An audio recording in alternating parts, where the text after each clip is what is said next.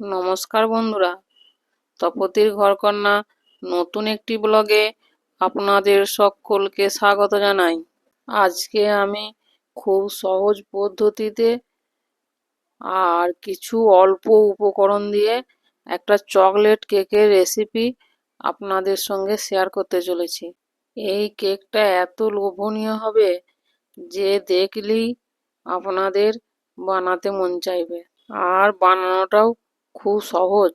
বন্ধুরা, তাহলে আমি কিভাবে এই কেকটা তৈরি করছি প্রথম থেকে শেষ পর্যন্ত দেখতে থাকুন। এই কেকটা আমি যেভাবে বানাচ্ছি প্রথম থেকে শেষ পর্যন্ত দেখলে যারা কোনোদিন বানাতে পারে নাই কেক, তারাও বানাতে পারবে, আর প্রথমবারই দারুণ কেক বানাবে। তাহলে চলুন বন্ধুরা, এবার আমি কেকের রেসিপি শুরু করব। আপনারা প্রথম থেকে দেখতে থাকুন। চকলেট কেক বানানোর জন্য এখানে আমি 5 প্যাকেট ওরিও বিস্কুট নিয়েছি। একটি বিস্কুটের প্যাকেটের দাম 10 টাকা। বিস্কুটগুলি সব মুদিখানা দোকানেই পেয়ে যাবেন। কেক তৈরির জন্য আমি এই কটাই উপকরণ নিয়ে নিয়েছি: লিকুইড দুধ, গুঁড়ো চিনি, তেল আর সুজি।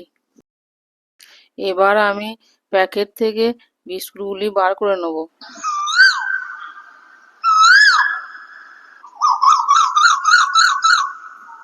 এইভাবে আমি সব বিস্কুটগুলি একটা বাটিতে বার করে রেখে দিচ্ছি। সব বিস্কুটগুলি প্যাকেট থেকে বার করে নিয়েছি। এবার আমি এই বিস্কুটের ক্রিমগুলি বার করে নেব। বিস্কুট থেকে ক্রিমগুলি বার করে আমি একটা বাটিতে রেখে দিচ্ছি।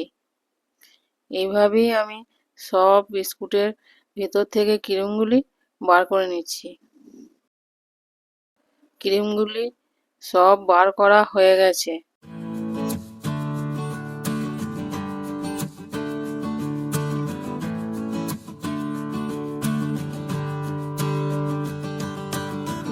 বিস্কুটগুলি আমি সব টুকরো টুকরো করে ভেঙে নেব, নিয়ে মিক্সিং জারে গুঁড়ো করে নেব। বন্ধুরা, আমি হাত দিয়ে ছোট ছোট টুকরো করে নিয়েছি।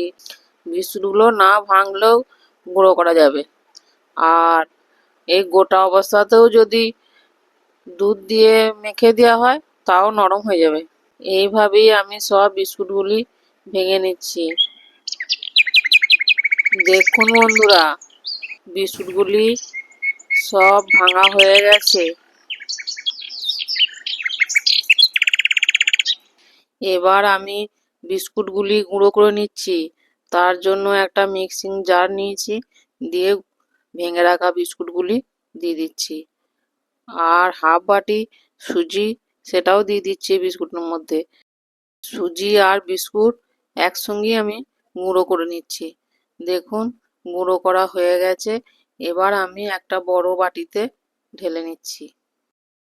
বন্ধুরা, এখানে আমি সুজি দিয়েছি, আপনারা দিতেও পারেন আবার না দিতেও পারেন। শুধু ওরিও বিস্কুটের গুঁড়ো দিয়েও করতে পারেন, তাতেও কেকটা খুব ভালোই হবে। এবার আমি কেকের ব্যাটারটা তৈরি করে নেব। তার জন্য একটা বড় বাটি নিয়েছি। বাটিতে 4 চামচ সাদা তেল দিচ্ছি, আর গুঁড়ো করা ওই 4 চামচের মতো চিনি গুঁড়ো দিচ্ছি। দিয়ে ভালো করে চিনি আর তেল মিশিয়ে নিচ্ছি।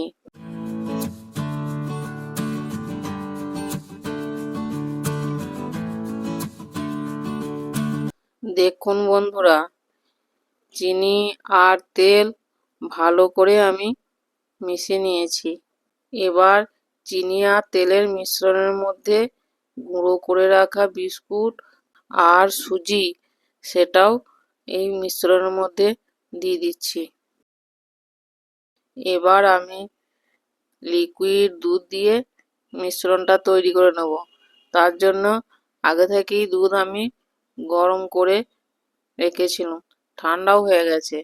এবার অল্প অল্প দুধ দিয়ে ব্যাটারটা তৈরি করে নিচ্ছি। একবারই বেশি দুধ দেওয়া চলবে না, অল্প অল্প করে দুধ দিয়ে ব্যাটারটা তৈরি করতে হবে। একবারেই বেশি দুধ দিয়ে দিলে ব্যাটার একদম পাতলা হয়ে যাবে। কেকটা আমি মাইক্রো ওভেনেই বানাবো, তাই মাইক্রো ওভেন আমি আগে থাকতেই প্রিহিট করতে দিয়েছি 5 মিনিটের জন্য। বন্ধুরা, আমি মাইক্রো ওভেনে করছি কেকটা, আপনারা চাইলে উনুনেও করতে পারেন, আবার গ্যাসেতেও করতে পারেন কড়াইয়ের মধ্যে। এদিকে কেকের ব্যাটারও তৈরি হয়ে গেছে, দেখুন এই রকম থিকনেস হবে ব্যাটারটা। এবার আমি একটা কেকের মোল্ড নিয়েছি, তাতে অল্প তেল দিয়ে ব্রাশ করে নিচ্ছি। বন্ধুরা, আমি এখানে 4 চৌকো কেকের মোল্ড নিয়েছি, আপনারা গোলও নিতে পারেন আবার লম্বাও নিতে পারেন। তেলটা ভালো করে বুলিয়ে নিয়েছি, এবার উপর থেকে শুকনো ময়দা ছড়িয়ে দিচ্ছি। ময়দাটা এইভাবে চারিদিকে লাগিয়ে দিচ্ছি মোল্ডের গায়ে। কেকের মোল্ডটা রেডি করা হয়ে গেছে, এবার ঢাকা খুলে ব্যাটারটা আরেকবার ফেটিয়ে নিচ্ছি। কেকের ব্যাটারের মধ্যে হাফ চামচ ভ্যানিলা এসেন্স দিয়ে দিচ্ছি, এটা আপনারা দিতেও পারেন আবার না দিতেও পারেন। আর হাফ চামচের একটু বেশি ইনো দিয়ে দিচ্ছি, আর অল্প একটু জল দিচ্ছি, দিয়ে ব্যাটারের সঙ্গে ভালো করে মিশিয়ে নিচ্ছি।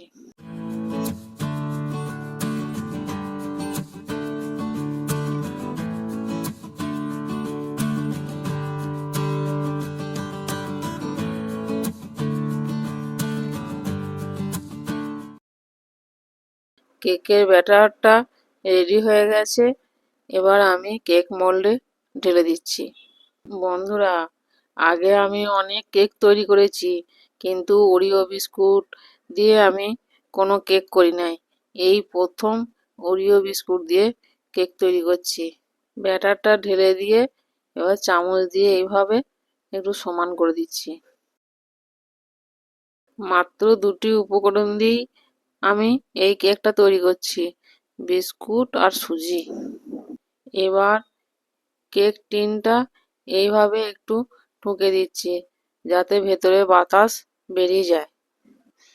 মাইক্রো ওভেন আমার প্রিহিট করা হয়ে গেছে, এবার মাইক্রো ওভেনের মধ্যে কেক মোল্ডটা ঢুকিয়ে দিচ্ছি, দিয়ে 25 মিনিটের জন্য বেক করতে দিচ্ছি। 25 মিনিট পর কেকটা আমি মাইক্রো ওভেন থেকে বার করে নিচ্ছি, দিয়ে স্ট্যান্ডের উপর রেখে দিচ্ছি। এবার আমি একটা চাকু নিয়েছি, চাকুর দিয়ে আমি চেক করে নিচ্ছি যে কেকটা ঠিক বেক করা হয়েছে নাকি। দেখছি চাকুর গায়ে কিছুই লাগছে না, তার মানে কেকটা একদম রেডি হয়ে গেছে। এবার আমি ঢাকা দিয়ে রেখে দিয়েছিলাম ঠান্ডা হওয়ার জন্য, দেখুন ঠান্ডাও হয়ে গেছে আর নিজে নিজেই চারদিক কেমন ছেড়ে গেছে, হাত দিলেই উঠে চলে আসছে। এবার একটা প্লেট নিয়েছি, প্লেটের মধ্যে এইভাবে উল্টিয়ে দিচ্ছি। দেখুন বন্ধুরা, নিজে নিজেই বেরিয়ে চলে এসেছে, টোকা মারতে হয় নাই। আর কতটা নরম হয়েছে দেখুন, আর কালারটা কত সুন্দর হয়েছে, আর খেতেও নিশ্চয়ই ভালো হবে। তাহলে আপনারা এই কেক তৈরির রেসিপিটা প্রথম থেকে দেখলেন তো।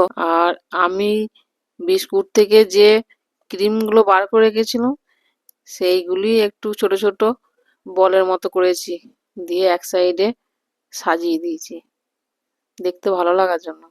আপনারা দিতেও পারেন আবার না দিতেও পারেন। একটু কেটে দেখাচ্ছি, দেখুন কত নরম আর স্পঞ্জি হয়েছে, আর খেতেও খুব ভালো হয়েছে। বন্ধুরা, তাহলে এইভাবেই আপনারা বাড়িতে চকলেট কেক বানিয়ে দেখুন, ভালো লাগবে। আর যারা কেক বানাতে একদমই কাঁচা, তাদের বলছি এইভাবে বানালে অবশ্যই কেক হবে। আর বানানোটাও খুব সহজ।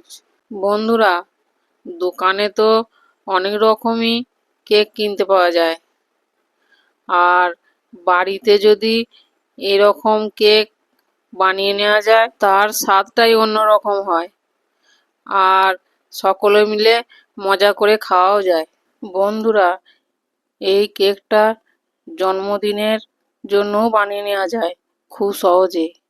তার জন্য একটু ড্রাই ফ্রুট আর ক্রিম দিয়ে ডেকোরেশন করে নিতে হবে।